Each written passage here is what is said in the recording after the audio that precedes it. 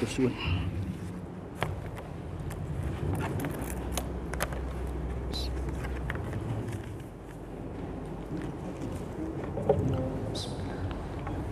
Assalamualaikum warahmatullahi wabarakatuh.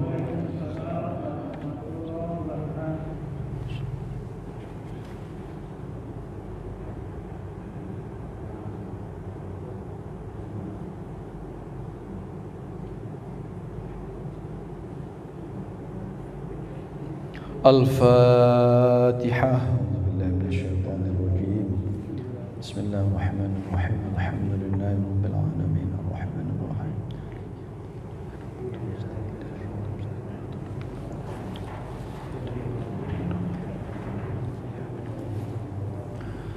Bismillahirrahmanirrahim. Alhamdulillahi rabbil alamin. Allahumma shalli wa sallim wa barik ala sayyidina Muhammadin wa ala alihi wa ashabihi ajma'in. Subhanaka la ilma lana illa ma 'allamtana innaka antal alimul hakim. Rabbi shrah li sadri wa yassir li amri wahlul 'uqdatam min lisani yafqahu qawli, amma ba'd. Awalnya saya memahami selama Yai Rauf belum rawuh, maka ngaji saya diganti Sabtu, berarti malamnya libur. Paham saya begitu. Tapi karena tadi ada beberapa yang tanya ngaji apa tidak, padahal saya ada gitu. Mau saya bilang tidak dulu gitu, karena saya khawatir kalau terlalu sering jenengan bosan nanti. Itu kan hujan itu kalau tidak datang itu kita angen-angen kapan ya udan gitu kan. Tapi kalau hujan terus, kok hujan terus kan gitu kan. Saya khawatir begitu, nanti ngaji kalau kita nggak masuk diangen-angen. Tapi begitu ngaji terus, kok ngaji malam Rebo ngaji, Sabtu ngaji. Tapi semoga tidak begitu ya. Nawa itu mensyukuri nikmatnya Allah. Alhamdulillah kita ini sampai detik ini insya Allah masih diberi ketetapan iman dan Islam. Kalau kita syukuri, semoga iman dan Islam serta ketakwaan kita ini semakin dikuatkan oleh Allah Subhanahu wa ta'ala. Kita juga bersyukur karena zahiran wa batinan diberi keselamatan. Kadang-kadang kita ini lupa menghitung ya. Keselamatan lahir itu kalau kita naik sepeda motor saja. Sepeda motor itu kalau saya dari sini ke kantor itu kurang lebih 15 menit. Kadang-kadang kalau jalannya sepi itu kecepatannya di atas 40, 50, bahkan lebih 60 ke atas kadang-kadang. Nah, Allah menyelamatkan secara lahir, menyelamatkan kita itu untung dalam kecepatan di atas 60 tadi ban depannya nggak kempes. Seandainya ban depannya kempes saja, just gitu, sudah gulung koming kita kan. Nah itu lahir, dan bukan hanya itu, banyak lagi. Kita dari rumah ke sini nggak kesandung, ya kan? Itu semua nikmat yang jangan pernah kita melupakan. Lebih-lebih wabatinan, nikmat keselamatan batin berupa tidak salah mikir. Jadi orang itu kalau udah salah mikir itu bahaya. Nah kita alhamdulillah tidak salah mikir. Itu juga kenikmatan yang jangan pernah tidak kita syukuri. Lebih-lebih insya Allah kita semua ini masuk dalam umat Rasulullah Muhammad SAW. Ini perlu kita syukuri. Kenapa? Kalau dihitung atau dipikir-pikir secara masa, kita memang masuk dalam masa umatnya Rasulullah. Tapi persoalannya, apakah betul kita ini sudah diakui oleh Rasulullah sebagai umatnya? Nah itu kan, di situ. maka kita perlu bersyukur. Nah, bersyukur itu kan kadang-kadang pembukaannya kan begini. Marilah, kalau bahasa Jawa itu monggo kita ngelahiraken raos syukur kan gitu. Atau kita wujudkan rasa syukur. Yang namanya melahirkan itu kan dari tidak nampak, dari tidak ada kemudian ada, dilahirkan kan. Dari tidak nyata kemudian nyata. Dari tidak wujud kemudian wujud. Itu yang namanya melahirkan rasa syukur. Dari yang sekedar ucapan kita wujudkan dalam bentuk tindakan. Syukur. Kalau ucapannya insya Allah kita sudah pintar semua lah. Insya Allah sudah pintar. Terima kasih. Alhamdulillah. Allahu Akbar kabira walhamdulillah. Habis itu terus Alhamdulillahi Rabbil Alamin. Habis itu terus Sami Allahu liman hamidah. Itu syukur semua itu.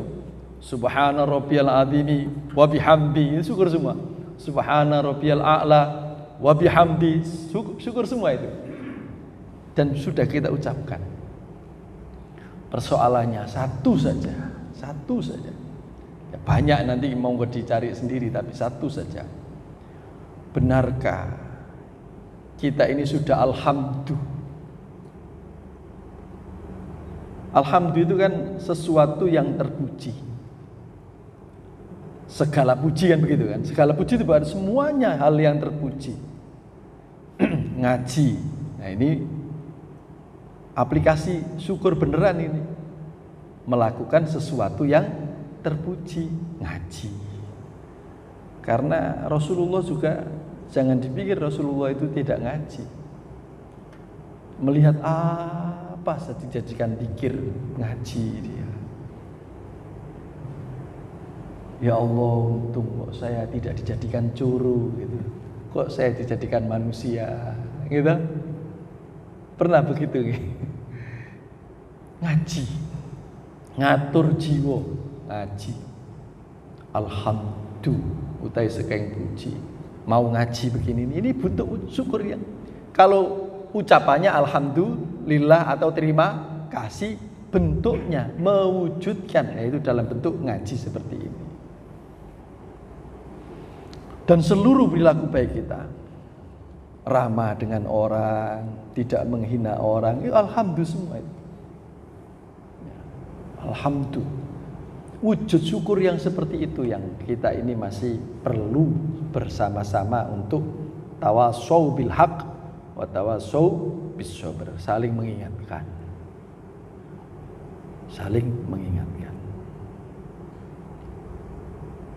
Kalau Rasulullah itu kita syukuri kan, tala'al badru alaina min thaniyatil wada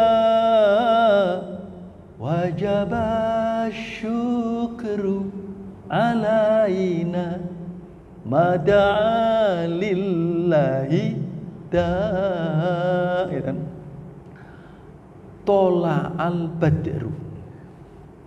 Tola itu datang, muncul, bukan sekedar datang, bukan sekedar muncul, tapi juga menyinari. Dan di situ disebutkan al-badr. Matahari itu bulan. Bukan asyams, tapi Rasulullah juga asyams. Tapi ini dalam rangka yang tola al-badru ini redaksinya adalah tola al-badru. Datang, muncul, menyinari al-badru, rembulan. Rembulan itu datangnya malam atau siang. Malam ya. Berarti Rasulullah itu juga menjadi datang menyinari hal yang gelap. Nah kita sebagai wujud berterima kasih karena menjadi umat Rasulullah, ya kalau bisa Laqad kana lakum fi Rasulillahi uswatun hasanah. Rasulullah sebagai uswah yang bagus. Rasulullah itu selalu datang pada hati yang gelap, sehingga tidak ada orang yang digambarkan kan di depan itu.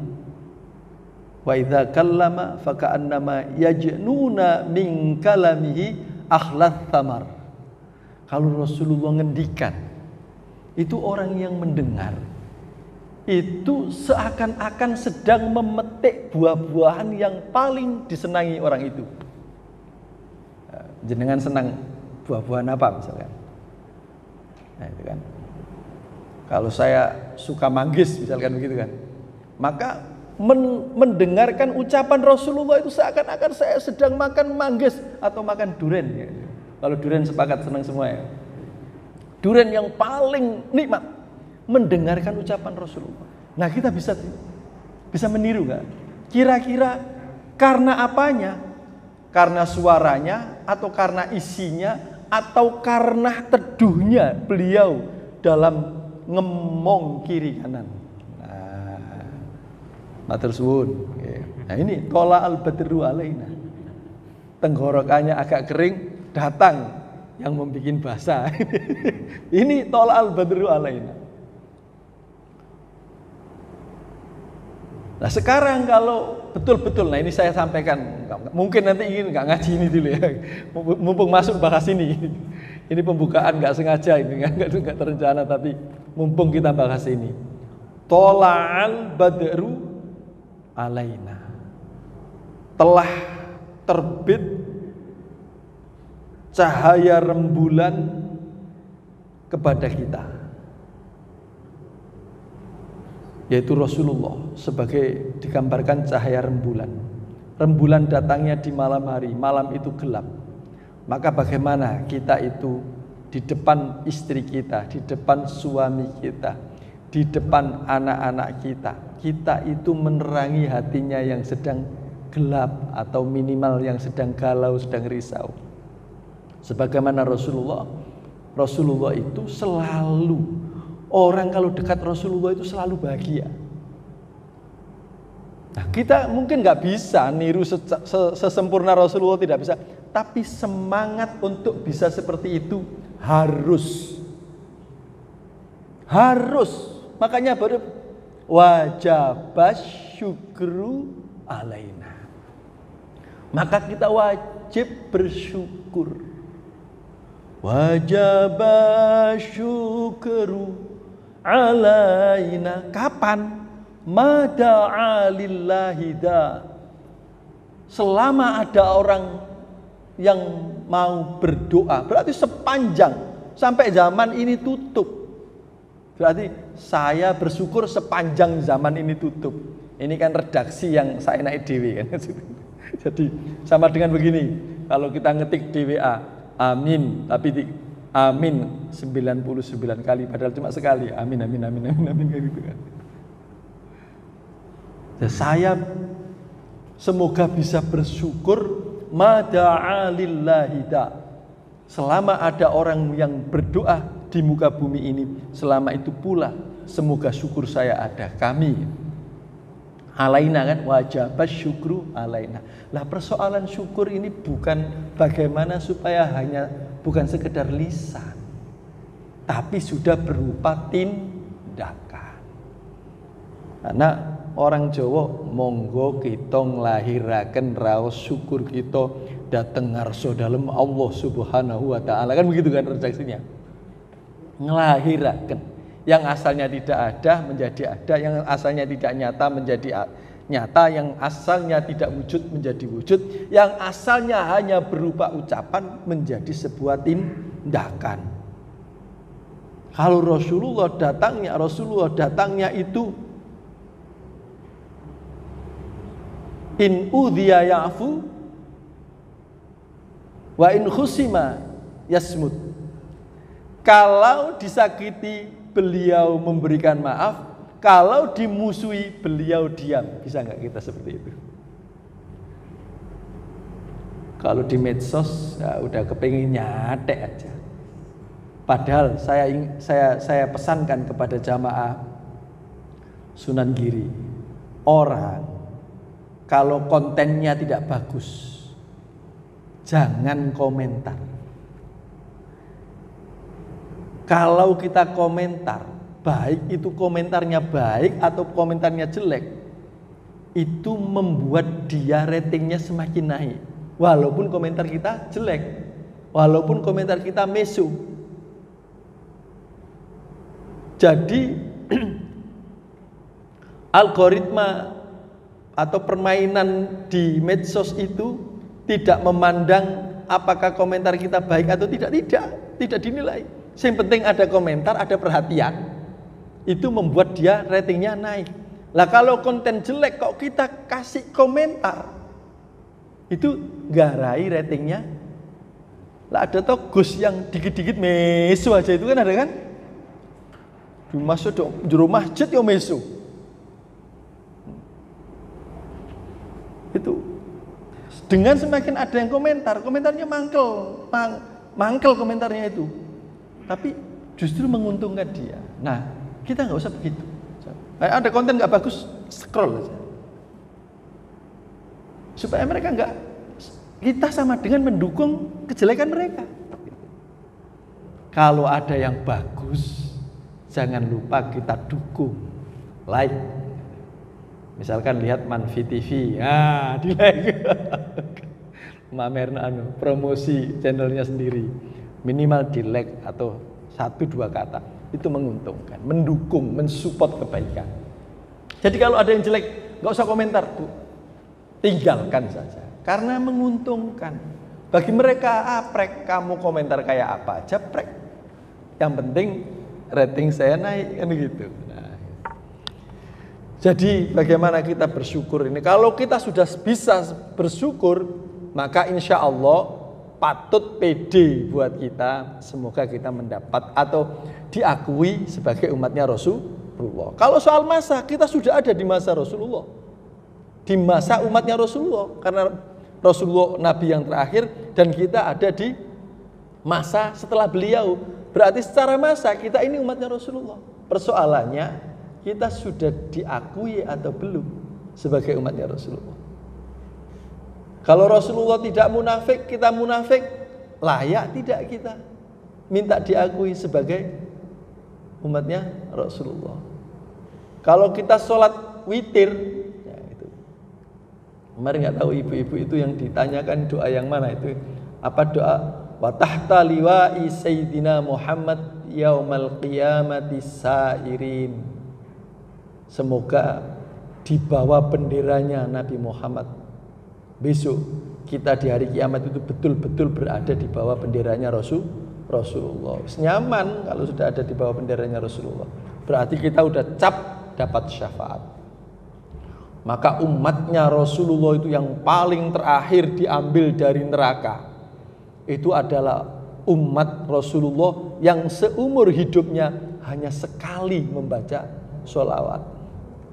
Insya Allah kita bukan termasuk yang itu, karena kita sudah sering sholawat. Kita lanjut. Bismillahirrahmanirrahim.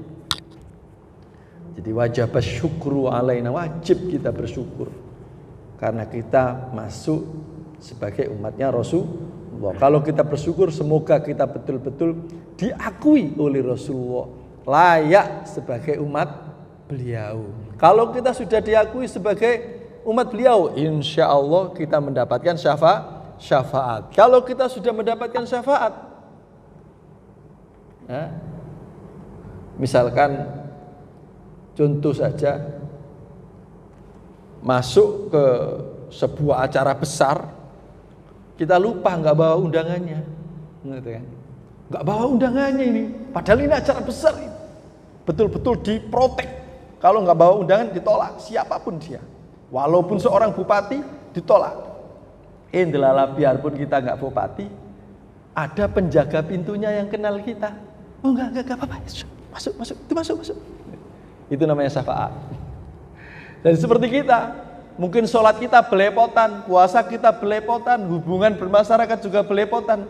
Tapi asal kita dianggap oleh Rasulullah sebagai umatnya. Nah, kita dapat itu tadi loh. Umatku. Nah, itu. Semoga kita menjadi umatnya Rasulullah. Amin. Bismillahirrahmanirrahim. Wal maqalatu tsalitsata asyrata. Maqalah yang ke-13. Anil Hasan Al-Basri radhiyallahu an. Dari Hasan Al-Basri radhiyallahu an. Hasan Al-Basri niki Pak, jenengan kalau suka kopi, ini bukan kopi. Kalau suka kopi, dulu orang minum kopi itu begitu minum semaput, Pak. Minum kopi langsung ceketak, semaput. Tapi ketika kopi itu sudah difatihai oleh Hasan Al-Basri ini, maka kopi itu bisa dimakan oleh orang. Maka kalau sampean suka kopi, ayo ngopi, ben gak salah paham.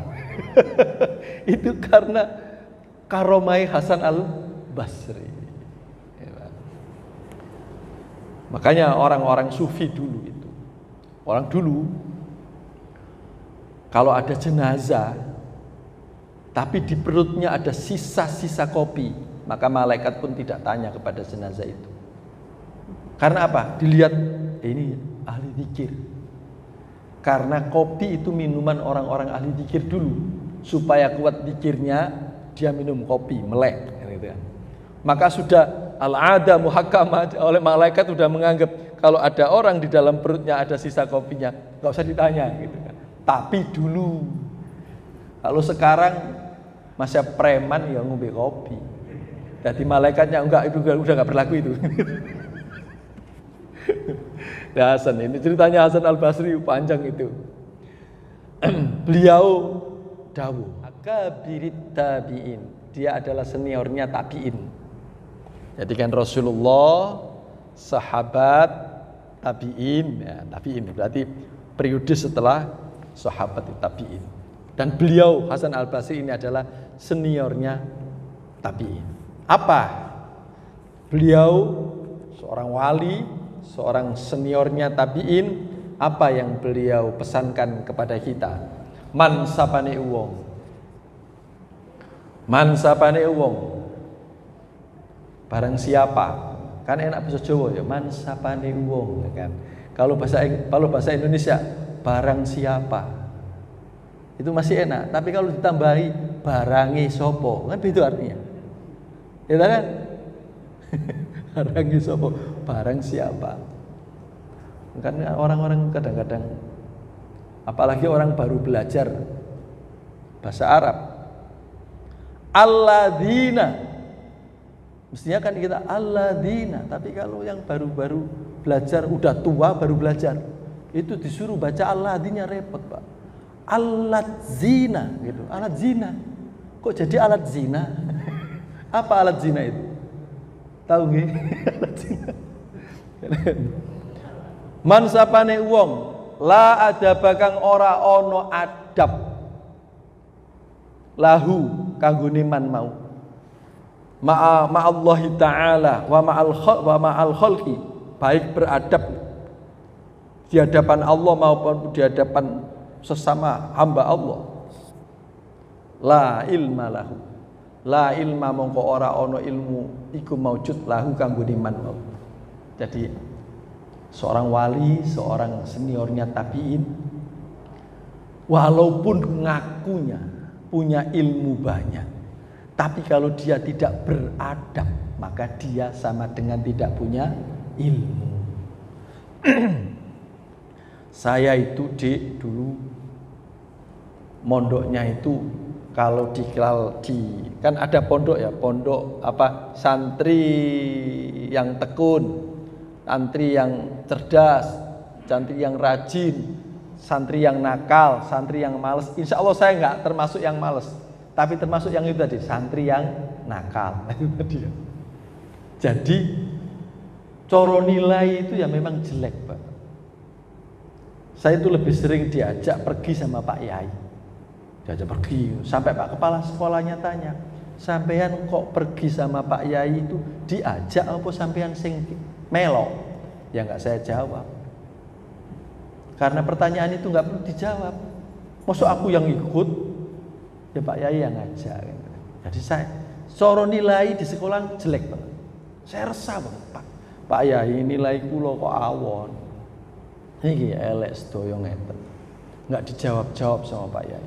Suatu saat ada kejadian, saya baru dikasih jawaban dan itu udah menjelang beliau situ. Apa jawaban beliau? Karena ada kejadian lah, nggak usah saya ceritakan kejadiannya itu. Begitu orang disuruh balik semua, udah balik semua, kamu rapat lagi, itu nggak cocok itu, balik, gitu kan Pak Yai. Bendu, saya pegang kursi rodanya itu, langsung sini, wingi lah tekon masalah nilaimu elek ya, eling ya, uang iku senajan pintero murid langit, nek gak paham keadaan. Durung sido pinter. Saya ulang ya, orang itu walaupun pintar ilmunya setinggi langit, tapi kalau dia tidak paham keadaan, maka dia belum jadi pinter. Cocok dengan ini. Malla adaba la ilmalah. Orang yang tidak beradab, dia tidak punya ilmu. Dianggap tidak punya ilmu. Yuk taddu kang dianggap bi kelawan ilmu. Jadi kalau nggak punya nggak punya adab ya percuma. Karena tujuan mencari ilmu itu biar beradab. Baik di hadapan Allah maupun di hadapan sesama makhluk Allah. Maka tadi terusannya syukur tadi alhamdulillahi, terusannya apa? Rabbil alamin. Yang Allah yang mentarbiyah atau ngemong seluruh alam. Jadi kalau kita bersyukur itu harus ada semangat kita ini mentarbiyah atau ngemong atau santun kepada seluruh alam. Seluruh alam, ya alam apa saja santun. Alam hati saya dengan panjenengan, ya kan ada alamnya sendiri-sendiri loh. Alam makhluk beda jenis, ada hewan, ada manusia, alam suami, alam istri. Bagaimana supaya kita ini semua kita tarbiyah, kita emong. Ini semangat syukur yang sesungguhnya, yang saya sebut mewujudkan rasa syukur. Jadi bukan hanya alhamdulillahirabbil alamin. Jadi enggak ada. Saya itu pernah ikut ceramahnya seseorang. Ngajinya enak banget. Begitu turun sandalnya hilang. Orang yang datang tadi kayak dimarahi semua, banser diomeng kabeh. Loh, kandal piro regane? Gitu? Hati alam sabarnya tadi di mana? Nah, terusnya ini wa malla sabrolahu waman lan sapane wong la sabra kang ora ana sabar iku maujud lahu kanggone man la dinalah, berarti dia tidak punya agama. Berarti apa? Orang beragama itu biar sabar. Sabar terkait apa? Ala tahammulil balaya. Kalau sedang menerima musibah, bagaimana sabar? Bagaimana sabar? Seperti sandal hilang tadi, ya, atau mobil baru Ryan dari dealer disenggol orang, bagaimana nggak mendelik, gitu kan? Itu kan? Kemarin udah ada konsepnya. Kita insya Allah jadi sabar kalau kalimat yang keluar dari mulut kita itu adalah nama Allah. Insya Allah jadi sabar. Tapi kalau membiarkan yang lain yang kita ucapkan itu menjadi pintu masuk nafsu, menjadi kita tidak sabar. Jadi bagaimana supaya kita itu kalimat yang pertama adalah nama Allah, itu insya Allah jadi sabar.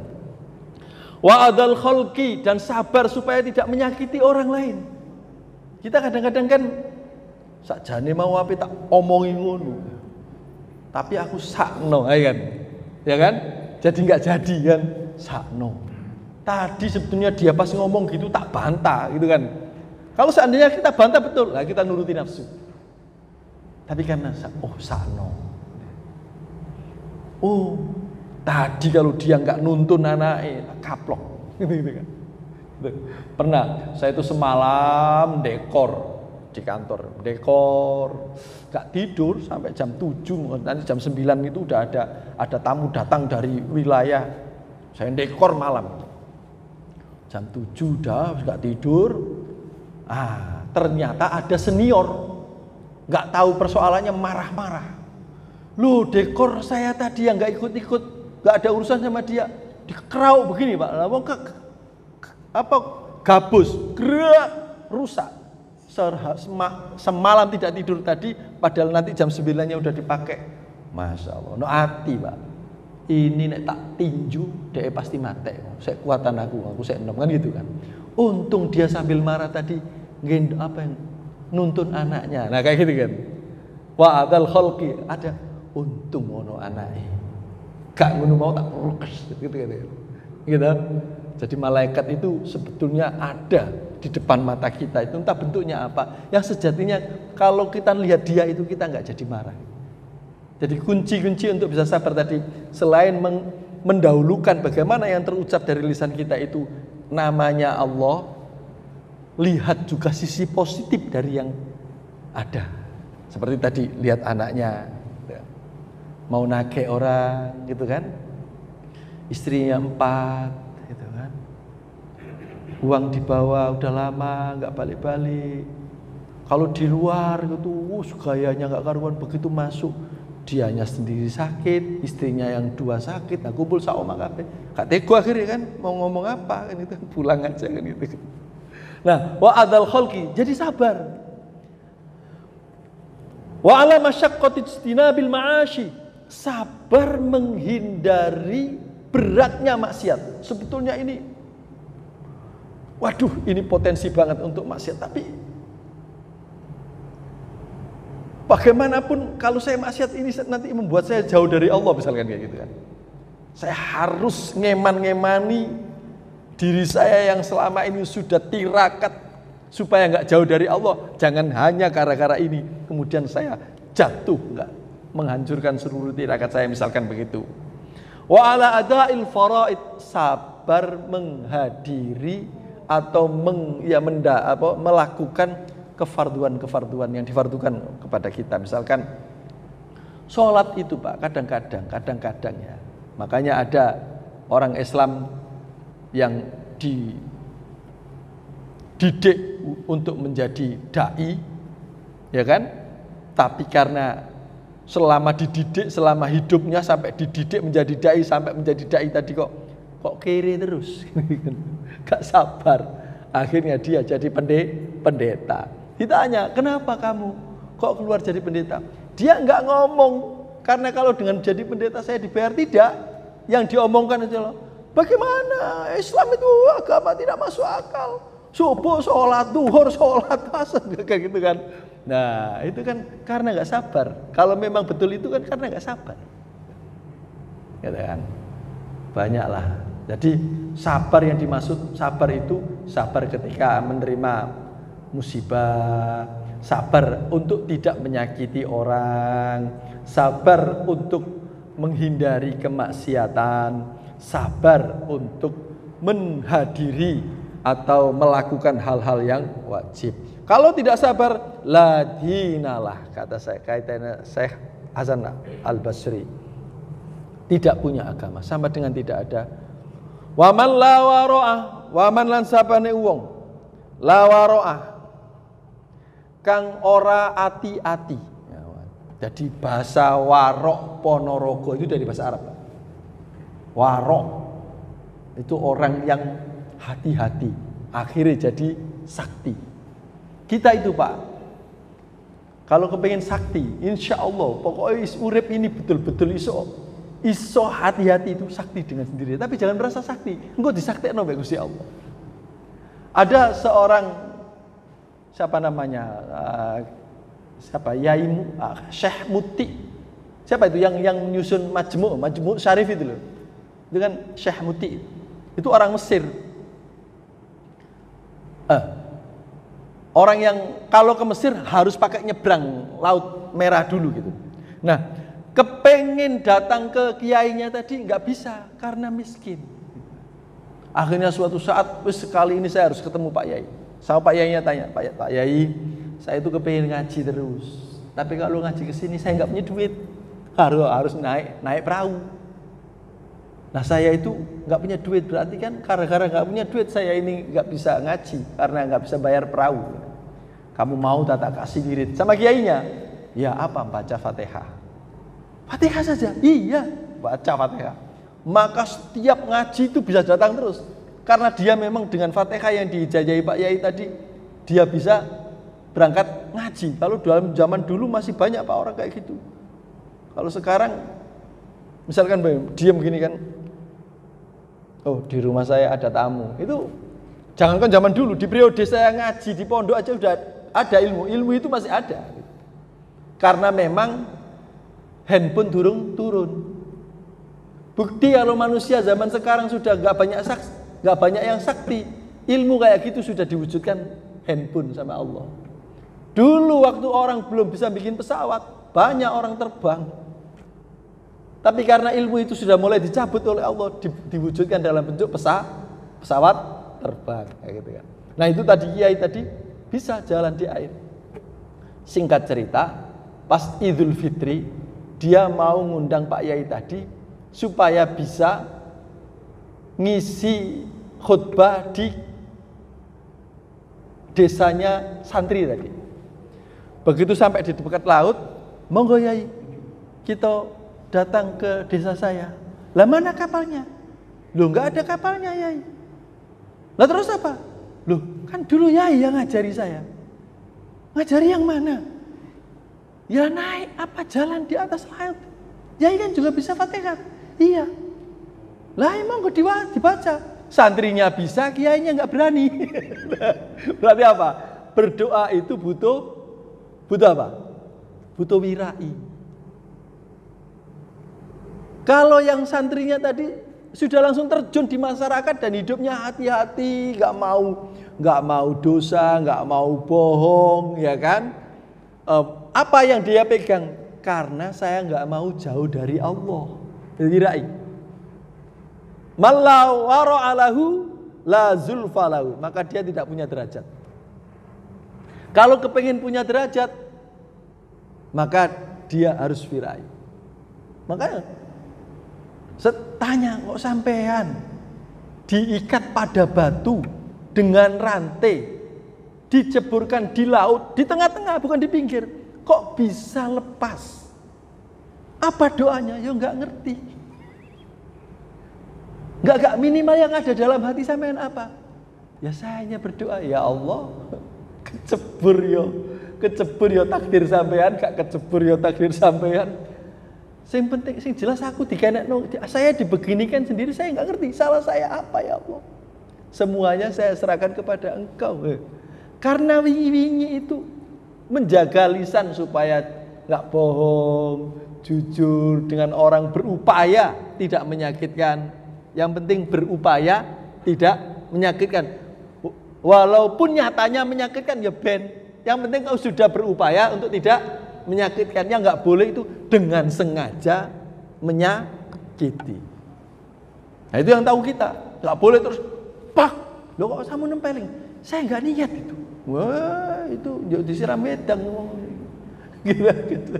Jadi la waro'a malla wa man lan sapene wong la waro'a kang ora hati-hati.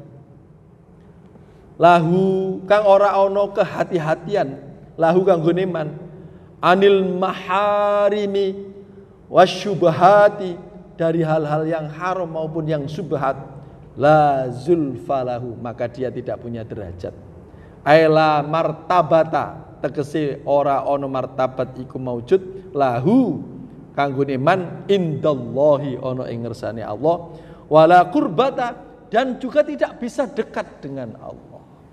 Maka orang itu sholat itu kalau kita berhasil khusyuk, kita nggak akan berani menukarkan dengan apapun. Misalkan begini, sholat bisa sampai nangis-nangis, kok indah sekali ya Allah.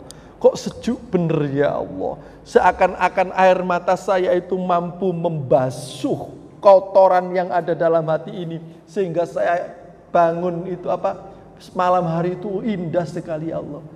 Dilihat, oh ya, mungkin itu gara-gara Gusti Allah welas be aku karena kemarin-kemarin saya itu nggak mau bohong. Saya kemarin-kemarin itu nggak mau begini kan. Terus dikaruniai bisa sholat khusyuk dan itu nikmat banget kan gitu kan. Qad aflahal mu'minuna alladzina hum fi sholatihim khashi'un, kan bisa khusyuk, aflah, bahagia. Akhirnya saya nggak mau bohong. Kenapa? Saya khawatir nikmatnya khusyuk dicabut oleh Allah. Jadi bukan saya nggak mau bohong. Kenapa? Kenapa nggak mau bohong? Khawatir nanti nggak naik pangkat. Bukan itu. Ya karena khawatir la qurbatalah, tidak dekat kepada Allah. Semoga manfaat. Mohon maaf bila salah. Billahi taufiq wal hidayah. Wassalamualaikum warahmatullahi wabarakatuh.